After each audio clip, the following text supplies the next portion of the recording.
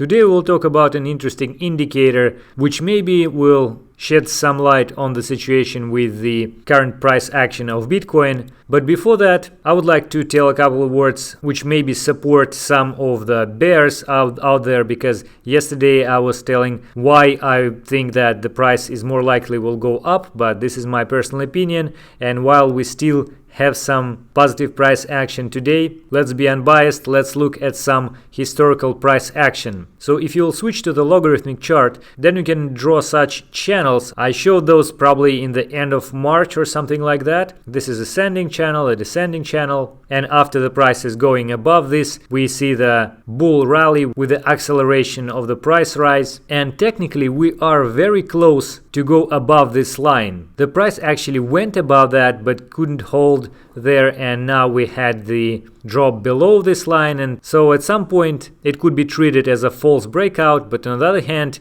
since we don't have a flash crash, we may say that maybe the more often we test this line, the more likely we will break above that. And if we will break above that, then something like this may be expected. I mean, much higher and faster growth. But this is not the bearish argument. The bearish argument which I was going to tell you is, well, many people are looking at 2018 and saying that, for example, let's see, this is our growth that we had in April 2018, and this is how it happened. Then we had the drop after that. So they found similarities, well, maybe not this growth, but some other similarities with the current rise, and they say that because of those similarities, we need to drop. Well, I wouldn't really draw such analogies because this was the bear market, right? And of course, although it is a sort of a reflection of the same price action but inverted in terms of the price direction move, but still the sentiment is different, the slopes may be different, and so on. So what I would better prefer to look at is the previous bull market. And previous bull market, especially when we had such a growth like fast and strong as we had recently in the current situation, then you would see that on the logarithmic time scale, with such a growth, we always had a correction afterwards. And if you look closer at these corrections, then you would see that there is a kind of the support line for the lows at those corrections for all three major ones which we had during 2017.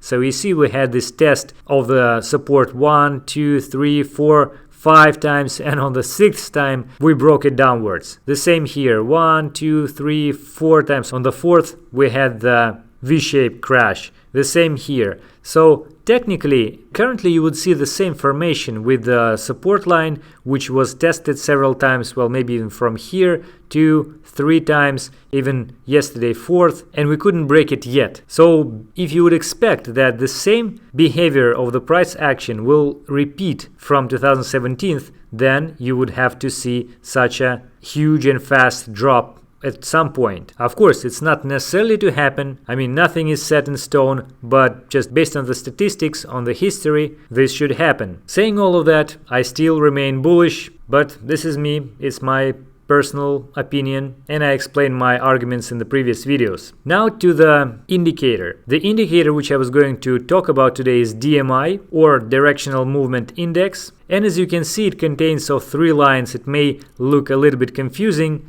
but it's actually nothing to be confused about. Red and blue lines are just reflecting the direction of the price. So if red is much higher than the blue, then the price is rising. If opposite, for example, like here, then the price is going down. And the black line, which is ADX, or the average directional index, it shows the strength of the trend which we have. For example, you see the drop from 6,000 to 3,000 was quite severe, and we had the increase in the black line. So the same we had during the rise right here, the black line is going higher. So it's not calculated that simply. You would have to look at the true range first. You need to have the exponential moving average of positive and negative directional movements, and then you would have to calculate the directional index dx by this formula. Then you'd have to calculate the average ADX by this formula. So it's not really easy to imagine like what does it mean from the mathematical standpoint. But in simple words, by the way,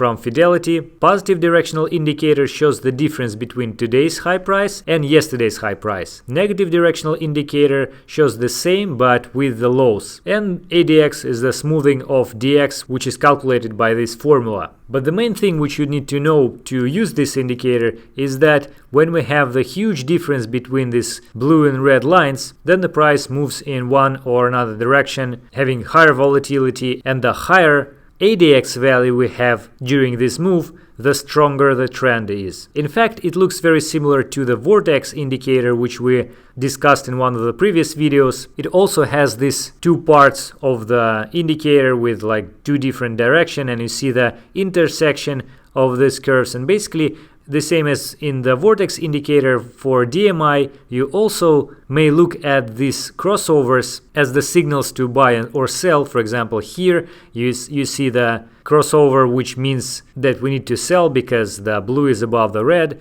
and it also must be supported by the strength of the trend by ADX. But it actually makes quite a few of the false signals, so you need to support it with the other indicators and price action in general.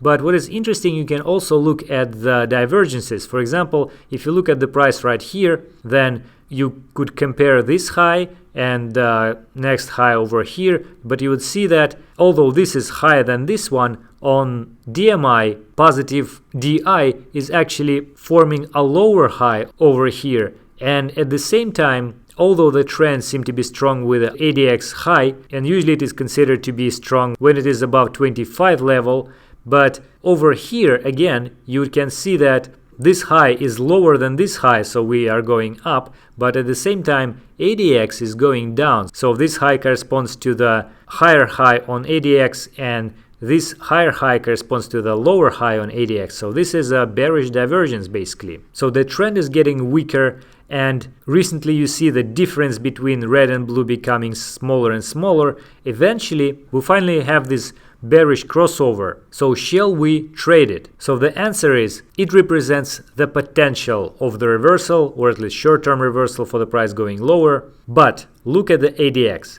ADX is actually going down. So if the ADX is going up when we see the increase between the red and blue, then it means that the price change is supported by the strength of the trend.